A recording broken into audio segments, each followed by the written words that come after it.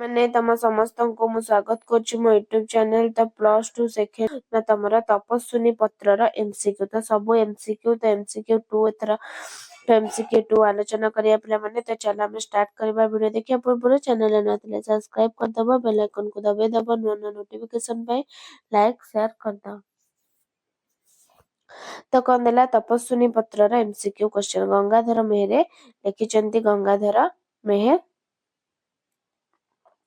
ତ ପ୍ରଥମ କ୍ୱେଶ୍ଚନ କଣ ଦେଇଛି କାହାକୁ ଦୟା ରତ୍ନମୟ ଦାନବାରିଧି କୁହାଯାଏ? 2024 ଆର୍ଟ୍ସରେ ପଡିଥିଲା। କାହାକୁ ଦୟା ରତ୍ନମୟ ଦାନବାରିଧି କୁହାଯାଇଛି? କୁଶ, ଲବ, ରାମ, ମହର୍ଷି। କାହାକୁ କୁହାଯାଇଛି ନା ରାମଙ୍କୁ କୁହାଯାଇଛି ଦୟା ରତ୍ନମୟ ଦାନବାରିଧି ବୋଲି। ପରବର୍ତ୍ତୀ କ୍ୱେଶ୍ଚନ ନବଭାମା ବୋଲି କବି କାହାକୁ କହିଛନ୍ତି? ସୁନାର ସୀତା, ରୁକ୍ମିଣୀ, ସୀତା, ନବବିବାହିତା ଦ୍ୱିତୀୟ ପତ୍ନୀ। ନବଭାମା ବୋଲି କାହାକୁ କୁହାଯାଇଛି ନା ନବବିବାହିତା ଦ୍ୱିତୀୟ ପତ୍ନୀଙ୍କୁ କଣ ନା ନବଭାମା ବୋଲି କୁହାଯାଇଛି।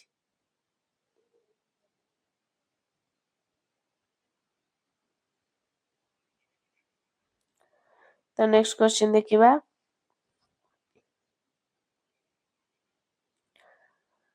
ସଦା ତୁମ୍ଭେ ତାପସଙ୍କ ଅଶାନ୍ତି ନାଶକ ଏହା କାହାକୁ ଲକ୍ଷ୍ୟ କରି କୁହାଯାଇଛି? ବାଲ୍ମୀକି, ରାମଚନ୍ଦ୍ର, ଲବକୁଶ, ଜନକ। ତ କାହାକୁ କୁହାଯାଇଛି ଏଇଟା ଦେଖ 2024 କମର୍ସ, 2023 ଆର୍ଟ୍ସ, ସାଇନ୍ସ, 2022 ଆର୍ଟ୍ସରେ ପଡିଥିଲା।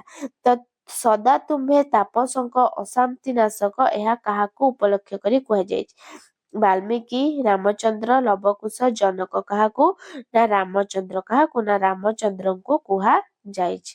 ନେକ୍ସଟ ଶିଶୁଦ୍ୱୟ ମହର୍ଷିଙ୍କ ସହିତ କାହାର ପଦପଙ୍କଜ ଦର୍ଶନ କରିବାକୁ ଯାଇଥିଲେ? ଦଶରଥଙ୍କର, ବଶିଷ୍ଠଙ୍କର, ରାମଙ୍କର, ଭରତଙ୍କର। କାହାର ନା ରାମଙ୍କର। କାହାର ନା ରାମଙ୍କର। ନେକ୍ସଟ ମହାରାଜା କେଉଁଥିରେ ଦୀକ୍ଷିତ ହେଉଛନ୍ତି ବୋଲି ବର୍ଣ୍ଣିତ? ମହାବ୍ରତ, ମହାଯଜ୍ଞ, ମହାଦୀକ୍ଷା, ମହାତ୍ୟାଗ। କଣ ନା ମହାଯଜ୍ଞ। ମହାରାଜା କେଉଁଥିରେ ନା ମହାଯଜ୍ଞରେ ଦୀକ୍ଷିତ ହୋଇଛନ୍ତି। ନେକ୍ସଟ କାହାକୁ ରାମଚନ୍ଦ୍ର କିଛି ଅଦେୟ ନଥାଏ ବୋଲି କୁହାଯାଇଛି?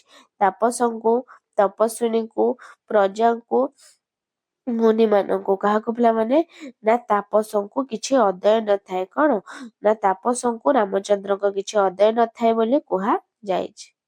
ନେକ୍ସଟ ଦୁଃଖିନୀର ପୁତ୍ର ଯୁଗ କିପରି ବୋଲି ବର୍ଣ୍ଣନା କରାଯାଇଛି? ଅବୋଧ, ଅକ୍ଷମ, ସାହସୀ, ଅଧମ। କିପରି ବର୍ଣ୍ଣନା କରାଯାଇଛି ନା ଅବୋଧ। କଣ ପିଲାମାନେ ନା ଅବୋଧ। ନେକ୍ସଟ କାହାର ପ୍ରଣୟକୁ ସ୍ୱପ୍ନ ମନେ କରିବାକୁ ଅନୁରୋଧ କରାଯାଇଛି? ନବପ୍ରଣୟନ, ନୂତନ, ଅଙ୍କଲାଗୀଙ୍କର, ନବମାମାଙ୍କର, ବୈଦେହୀର। କାହାର ପିଲାମାନେ ନା ବୈଦେହୀର। କାହାର ନା ବୈଦେହୀର। ନେକ୍ସଟ ଚାହିଁ ନବ ପ୍ରଣୟିନୀ ପ୍ରଫୁଲ୍ଲ ଲପନ ଏ ପଂକ୍ତିର ଲପନର ଅର୍ଥ କଣ?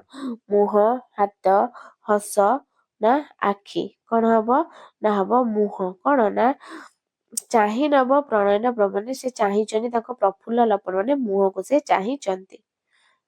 ନେକ୍ସଟ ଦୁଃଖିନୀର ପୁତ୍ରଦ୍ୱୟ ଜନ୍ମ କାଳରୁ କଣ ଜାଣନ୍ତି ନାହିଁ? କଣ ଜାଣନ୍ତି ନାହିଁ?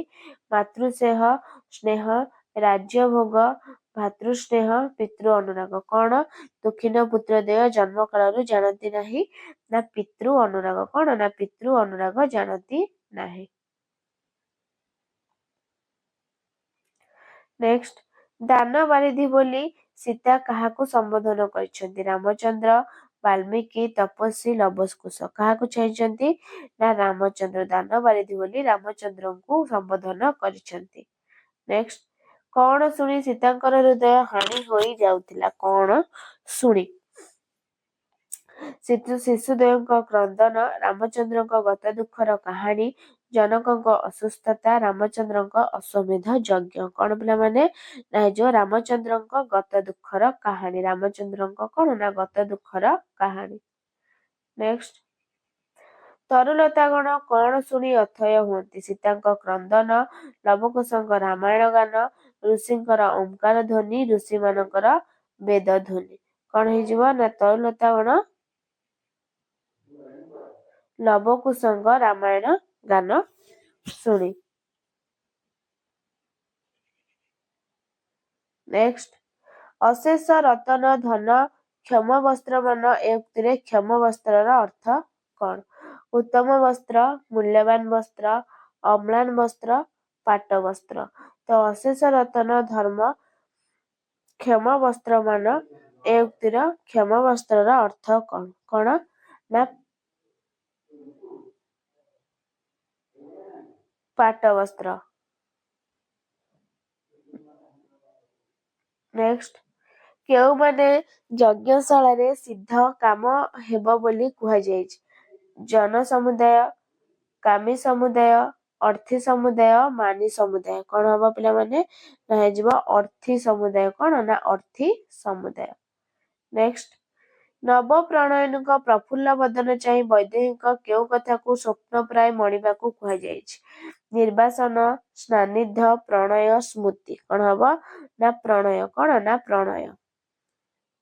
ନେକ୍ସଟ ସୀତା ପତ୍ର ଲେଖୁଥିବା ବେଳେ କିଏ ହସି ହସି ପହଞ୍ଚିଥିଲେ? ବାଲ୍ମୀକି, ଲବକୁଶ, ସଖୀ, ରାମଙ୍କ ଦୂତ। କିଏ?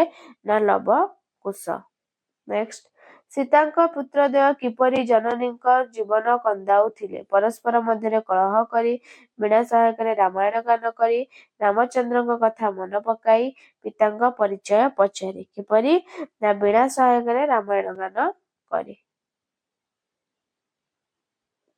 ନେକ୍ସଟ ରାମଚନ୍ଦ୍ରଙ୍କ ମହାଯଜ୍ଞରେ ରାମଚନ୍ଦ୍ରଙ୍କ ବାମଙ୍କ କିଏ ଦୀକ୍ଷିତ ହୋଇଥିଲେ? ନବବଧୂ, ନବପତ୍ନୀ, ନବବାମା, ନବଜାୟା। କଣ ହବ? ନା ନବବାମା। କଣ ନା ନବବାମା।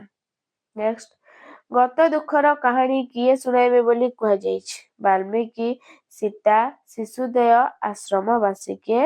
ନା ଶିଶୁଦ୍ୱୟ। ଗତ ଦୁଃଖର କାହାଣୀ କିଏ? ନା ଶିଶୁଦ୍ୱୟ ଶୁଣାଇବେ ବୋଲି କୁହାଯାଇଛି। ନେକ୍ସଟ ବୈଦେହୀର ପ୍ରଣୟକୁ କଣ ମିଳିବ ବୋଲି କୁହାଯାଇଛି? ସ୍ୱପନ, କୁହେଳି, ମରୀଚିକା, ସ୍ମୃତି। କଣ ନା ସ୍ୱପନ। କଣ ନା ସ୍ୱପନ। ନେକ୍ସଟ ନୟନର ଜଳେ କଣ ଧୌତ ହେଉଥାଏ? ପତ୍ର, ଗଣ୍ଡଦେଶ, ଆଖି, ବସନ। ନୟନର ଜଳେ କଣ ଧୌତ ହୋଇଥାଏ? କଣ ଧୌତ ହୋଇଥାଏ? ନା ପତ୍ର। କଣ ନା ପତ୍ର ଧୌତ ହୋଇଥାଏ। ନେକ୍ସଟ କିଏ ମୁଗ୍ଧ ହେବ ବୋଲି ସୀତା ଭାବିଛନ୍ତି? କିଏ ମୁଗ୍ଧ ହେବ ବୋଲି? ନବବଧୂ, ବ୍ରାହ୍ମଣ ମାନେ, ବାଲ୍ମୀକି, ଲବକୁ। କିଏ ମୁଗ୍ଧ ହେବ ପିଲାମାନେ? ନା ନବବଧୂ। କିଏ? ନା ନବବଧୂ। ନେକ୍ସଟ ନବବାମା କେଉଁଠି ଶୋଭିତ ହେଉଥିବ ବୋଲି କୁହାଯାଇଛି? ସମ୍ମୁଖରେ, ସ୍ୱର୍ଣ୍ଣ ସିଂହାସନେ, ଦକ୍ଷିଣାଙ୍କେ, ବାମାଙ୍କେ। କେଉଁଠି? ନା ବାମାଙ୍କେ। ଜାଣିଛନ୍ତି ଜନନୀର ହୃଦୟ କନ୍ଦାଏ କିଏ? ରାମଚନ୍ଦ୍ର, ଭରତ, ଲକ୍ଷ୍ମଣ, ଲବକୁଶ। କିଏ ପିଲାମାନେ? ନା ଲବକୁଶ। କିଏ? ନା ଲବକୁଶ। ନେକ୍ସଟ ସୀତାଙ୍କ ରାମଚନ୍ଦ୍ରଙ୍କୁ ଚିଠି ଲେଖି କଣ ମାଗିଥିଲେ? ପୁଅ ଦୁହିଁଙ୍କ ରାଜଭୋଗ ପ୍ରଦାନ କରିବା ପାଇଁ, ନବପ୍ରଣୟନକୁ ବାହାର କରିଦେବା ପାଇଁ, ନବପ୍ରଣୟନୀ କେଉଁ ଘୋର ତପସ୍ୟା କରି କେଉଁ ମନ୍ତ୍ର ଜପ କରି ରାମଚନ୍ଦ୍ରଙ୍କୁ ବର ରୂପ ପାଇଲେ ଜାଣିବା ପାଇଁ, ତାଙ୍କ ଦୋଷ କ୍ଷମା କରିଦେବା ପାଇଁ। କିପରି ପିଲାମାନେ? ନା ହେଇଯିବ କଣ ନା ଗ ହେଇଯିବ ନବପ୍ରଣୟନୀ କେଉଁ ଘୋର ତପସ୍ୟା କରି କେଉଁ ମନ୍ତ୍ର ଜପ କରି ରାମଚନ୍ଦ୍ରଙ୍କୁ ବର ରୂପେ ପାଇଲେ ଜଣାଇବା ପାଇଁ। ନେକ୍ସଟ ତପସ୍ୱିନୀ କିଏ? ସୀତା, ଲବକୁଶ, ପାର୍ବତୀ, ଲକ୍ଷ୍ମୀ। ତପସ୍ୱିନୀ କିଏ? ନା ତପସ୍ୱିନୀ ହେଉଛି ସୀତା। କିଏ? ନା ସୀତା। ନେକ୍ସଟ ତପସ୍ୱିନୀର ପତ୍ର କାହା ଉଦ୍ଦେଶ୍ୟରେ ଲିଖିତ? ବାଲ୍ମୀକି, ଶ୍ରୀରାମ, ସୀତା, ଲବକୁଶ। କାହା ଉଦ୍ଦେଶ୍ୟରେ ଲିଖିତ? ନା ଶ୍ରୀରାମଙ୍କ ଉଦ୍ଦେଶ୍ୟରେ ଲିଖିତ। ନେକ୍ସଟ ରାମଚନ୍ଦ୍ର ସୀତାଙ୍କ ପ୍ରେମକୁ କାହିଁକି ସ୍ୱପ୍ନ ମନେ କରିବେ ବୋଲି ସୀତା ଲେଖିଛନ୍ତି? ନବପ୍ରଣୟନ ମୁଖ ଦର୍ଶନ କରି, ରାଜକାର୍ଯ୍ୟରେ ବ୍ୟସ୍ତ ରହି, ପୁତ୍ରଦେବଙ୍କ ପରିଚୟ ପାଇ, ରାମାୟଣ କଥା ଶ୍ରବଣ କରି। କିପରି? ନା ନବପ୍ରଣୟନ ମୁଖ ଦର୍ଶନ କରି। ନେକ୍ସଟ ଶରଣ ବର୍ଷଳ ଧ୍ୱଜରିପୁ ଗଜାଙ୍କୁଶ ଏଥିରେ ଧ୍ୱଜ ଶବ୍ଦର ଅର୍ଥ କଣ? ନା ପତାକା। ଡବଲ ଥର ଆସିଛି କ୍ୱେଶ୍ଚିନ୍। ନେକ୍ସଟ ରାମଚନ୍ଦ୍ରଙ୍କ ସଦ୍ଗୁଣାବଳୀ ଶତଗୁଣିତ ହେଉଥିବ କାହିଁକି? ସୀତାଙ୍କ ସ୍ମୃତିକୁ ମନେ ପକାଇ, ଲବକୁଶଙ୍କ ପରିଚୟ ପାଇ, ମୁଗ୍ଧ ନବବଧୂକୁ ମୁଗ୍ଧ କରିବା ପାଇଁ, ଋଷିମାନଙ୍କୁ ଆନନ୍ଦ ପ୍ରଦାନ କରିବା ପାଇଁ। କିପରି? ନା ମୁଗ୍ଧ ନବବଧୂକୁ ମୁଗ୍ଧ କରିବା ପାଇଁ। ତାପରେ ସୀତାଙ୍କ ଶିଶୁଦ୍ୱୟଙ୍କ ମନ କଣ ପାଇଁ ସେମାନଙ୍କୁ ଆକର୍ଷିତ କରିନେଉଥିଲା? ରାମଚନ୍ଦ୍ରଙ୍କ ପଦ ପଙ୍କଜ ଦର୍ଶନ କରିବା ପାଇଁ ନା ରାଜା ରାମଙ୍କ ନିକଟରେ ରାମାୟଣ ଗାନ କରିବା ପାଇଁ ନା ମାତାଙ୍କ ପ୍ରତି ହୋଇଥିବା ଅନ୍ୟାୟର ପ୍ରତିଶୋଧ ନେବା ପାଇଁ ଅଯୋଧ୍ୟା ଯାଇ ନିଜର ପିତାଙ୍କୁ ପରିଚୟ ଦେବା ପାଇଁ କିପରି ନା ରାମଚନ୍ଦ୍ରଙ୍କ ପଦ ପଙ୍କଜ ଦର୍ଶନ କରିବା ପାଇଁ। ତ ପିଲାମାନେ ଏ ଥିଲା ତମମାନଙ୍କର କଣ MCQ କ୍ୱେଶ୍ଚିନ୍ ଆନ୍ସର। ତ ଭିଡ଼ିଓଟି ଭଲ ଲାଗିଥିଲେ ଲାଇକ୍ ସେୟାର ସବସ୍କ୍ରାଇବ କରିଦେବାର ରହୁଛି। ଧନ୍ୟବାଦ। ଜୟ ଜଗନ୍ନାଥ।